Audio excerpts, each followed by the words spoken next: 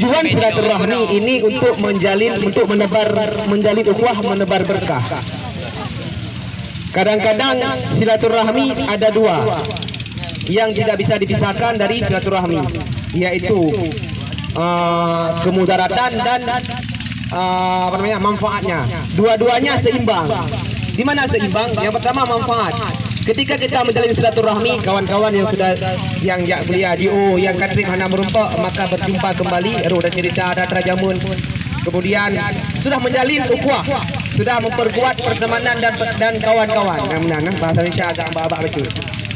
Kemudian nasib mutaraki, pat mudarat. Ketika sudah berkumpul, tidak bisa dipisahkan yang namanya gosip. Betul. Nama gosip. Nah, ini lupa memang penggunaan gosip. Dalam perkumpulan ada manfaat, ada juga yang tidak bermanfaat. Yang pertama bunuh manfaat menjalin ukhuwah, yang tidak bermanfaat tidak bisa dipisahkan yang namanya gosip, maupun perempuan juga laki-laki. Anak ada cowok anak gosip sih. Udah bunuh. Okey, jamu timbak dengan item. Gimana? Mantap. Baik. Hana rubu begah long cuma berbicara bacut mentang. Kita bisa bersyukur bisa mengadakan acara sedemikian ini. Alhamdulillah. Walaupun wate agak molor bacut, yang namanya kawan-kawan, yang namanya Indonesia penuh dengan ketidakdisiplinan. Betul. Mengapa Brunei Darussalam negara yang maju? Karena mereka mengedepankan kedisiplinan.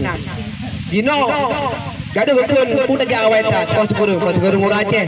Semua kita beranggapan pos guru murah Aceh. Alah itu menerja mandu pos guru murah Aceh.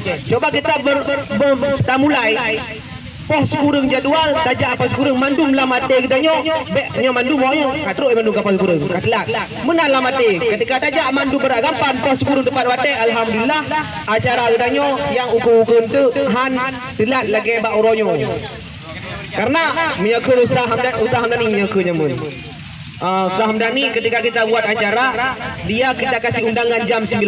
Jam 9 belum kita mulai dia pulang. Betul enggak? Betul. WTPG mentang ataupun WTDA, tajuk undangan pembukaan kata-kata sambutan Ustaz Hamdani.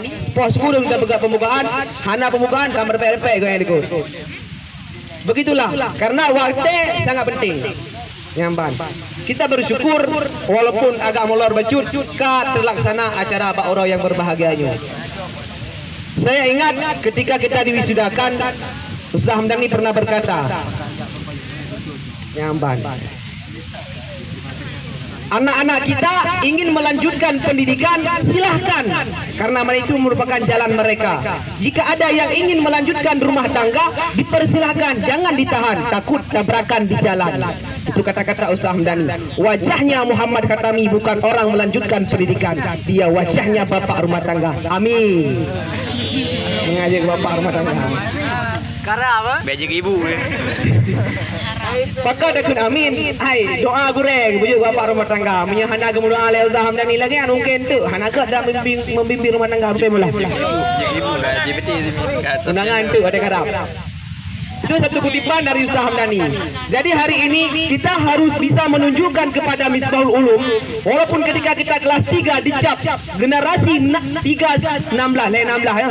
Generasi 316 dicap paling batat, paling hancur sejarah Misbahul Ulum, kita harus bisa membuktikan bahwasanya itu merupakan masa lalu kita, masa depan kita yaitu glorious generation, merupakan generasi yang cemerlang. Walaupun ketika kita sudah kelas 4, kita sudah sempat naik ke peringkat teratas, kelas 4 terbaik ketika saat itu. Tapi kita menurun ketika kita meninjak di bangku kelas 6. Di kelas 6 itu merupakan ujian yang sangat berat bagi kita. Baik dan tidak baiknya seseorang itu ada di ujung akhir hayatnya. Ada seorang orang gila hidup di rumah sakit jiwa. Bukan seorang, beberapa orang gila. Sama baju tu, ngejiro baju agak hanabi ya. Seorang orang gila dipanggil sama tim dokter. Kalian orang-orang gila yang ada di rumah sakit jiwa, jika kalian bisa menjawab pertanyaan dari kami semua, maka kalian bebas dari rumah sakit jiwa. Intinya kalian sudah sehat. Ditanya orang gila yang pertama, kamu ini apa? Tangan. Kamu salah, masuk lagi dalam rumah sakit jiwa. Orang gila yang kedua dipanggil, kamu ini apa? Mata. Salah, masuk lagi dalam rumah sakit jiwa. Yang ketiga dipanggil, orangnya kalem, datang santun, berdiri, nunduk ke bawah. Kamu yang ketiga, jawab pertanyaan. Jika kamu bisa jawab, kamu bebas dari rumah sakit jiwa. Ini apa? Mata. Betul kamu. Iya Pak, betul. Ini apa? Tangan. Betul kamu. Pinter ya? Iya Pak, pinter. Ini apa? Kepala. Betul lagi kamu. Iya Pak. Ini apa yang di atas? Bukan peci, yang di dalam peci.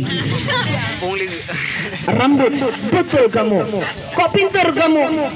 Pakai ini dong. Apa ini? Dengkul. Salah. Kita betul di akhir ketika kita kelas 1 duduk di bangku kelas 1, orang mudi tak. Terus baglah 6 ka bacat. Akhir pun kacau balau.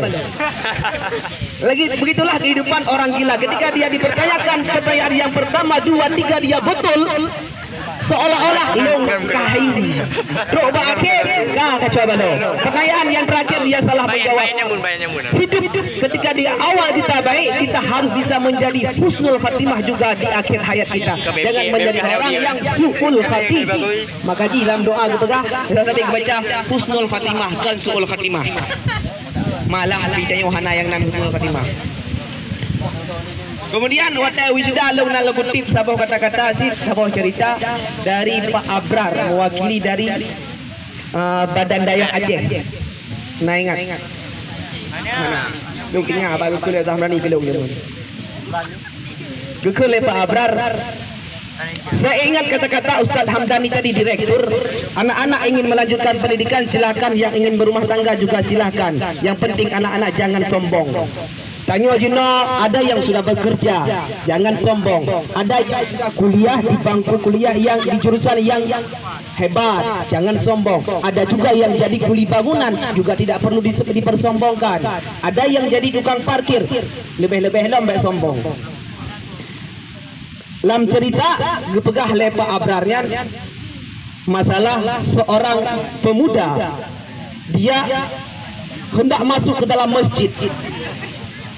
Seorang pemuda kaya raya hendak masuk ke masjid. Ketika dia berwuduk, dia melihat seorang lelaki sudah tua, sudah sebaya dengan umurnya, sedang ngepel masjid. Dia masuk, dia bertanya, Pak Budi ya? Iya, jawabnya. Kawan satu SMA kan? Iya. Pak Budi yang dulunya selalu jarak umum kan? Iya betul. Bapak Budi di sini ngapain? Ngepel masjid. Bapak Budi ngepel masjid? Iya. Bapak, saya ini sudah menjadi orang hebat loh, direktur sebuah perusahaan. Hebat Pak ya. Enggak kayak kamu jadi ngepel masjid. Nanti siap sholat, jumpai saya ya di belakang. Ingin saya kasihkan sesuatu. Iya Pak. Bapak Budi ini orang yang ngepel masjid, selalu sholat berjamaah, berdiri di belakang imam. Ada di saat pembicaraan mereka, ada seorang pemuda melihat dan mendengar pembicaraannya. Selesai sholat, pemuda yang melihat tadi, dia mendekati kepada direktur perusahaan. Pak, Bapak kenal dengan Pak Budi? Kenal, kawan SMA. Pinter dia, jadi ngepel masjid. Sayang. Terus rencana Bapak ngapain? Saya sudah bilang sama dia, siap sholat jumpai saya. Bapak nggak kenal sama Pak Budi? Kenal. Betul, Bapak nggak kenal sama Pak Budi? Kenal. Menang juga Pak Abral Jambon. Mau keliru, kopi paste. Jadi marah dia, seolah-olah pemuda ini meremehkan direktur perusahaan. Pak, sini Pak, saya kasih tahu. Pak Budi ini yang punya hotel besar di kota ini punya Pak Budi. Yang bangun masjid mewah ini Pak Budi. Pak Budi ini orangnya tawadhu, salat selalu berjamaah, puasa Senin Kamis gak pernah tinggal. Itu dia Pak Budi Pak. Gitu ya. Malu Bapak ini. Pak, jadi jumpain Pak Budi? Nggak jadi. Nggak wow. Gara-gara sombong. Ketika awal tadi niatnya bagus, gara-gara sombong, akhirnya sombong itu dapat memalukan diri kita sendiri. Nah, dua boh kepegah orangnya nih Pak Abrar. Masalah pemuda ingin melamar cewek, tapi kenapa yang pegah ling saya boh. Kemudian Kita tadi belum bersyukur. Bang. Kita harus bersyukur apa yang ada pada diri kita.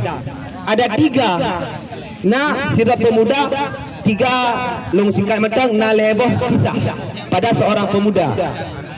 Jadi anak muda, pemuda ini dia berdoa kepada Allah. Ya Allah, berikan aku pekerjaan ya Allah sambil duduk-duduk mendapatkan uang. Allah karena Allah Maha Pengasih dan Maha Penyayang, Allah kabulkan doanya. Allah kabulkan pemuda yang berdoa, ya Allah berikan aku pekerjaan sambil duduk mendapatkan uang. Dijadikan pemuda ini sebagai tukang jaga WC.